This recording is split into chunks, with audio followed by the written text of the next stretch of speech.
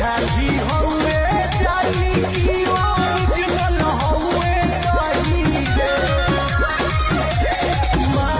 भाई लोग हम बात करने वाले हैं आज खेसारी लाल यादव के बारे में कि खेसारी लाल यादव का एक बहुत बड़ा सॉन्ग शूटिंग हो रहा है जिसमें एक्ट्रेस डिम्पल सिंह भी है और गाना है बहुत बड़ा लेवल का, बड़ा वीडियो, बड़ा सेटअप, बड़ा लोकेशन है भाई। शानदार वीडियो शूटिंग, शानदार सॉन्ग शूटिंग हो रहा है खेसारी लाल यादव का और डिम्पल सिंह के साथ।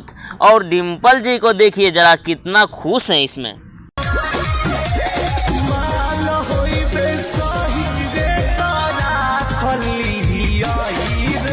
तो भाई शायद यह सॉन्ग डिम्पल सिंह के जीवन का सबसे बड़ा सॉन्ग हो सकता है। तो भाई हम लोग गाना के लिए तरस रहे थे, लेकिन अब लगातार गाना शूटिंग हो रहा है और गाना का बाढ़ आने वाला है। भाई अब हम बात करते हैं कि डिम्पल सिंह जो खेसारी लाल यादव के बारे में उल्टा पुल्टा बोलती थी, लेकिन खेसारी लाल यादव एक बड़े सॉन्ग में डिम्पल सिंह को मौका दे दिए हैं और देखिए कैसे खेसारी लाल यादव में चिपक रही है डिम्पल सिंह।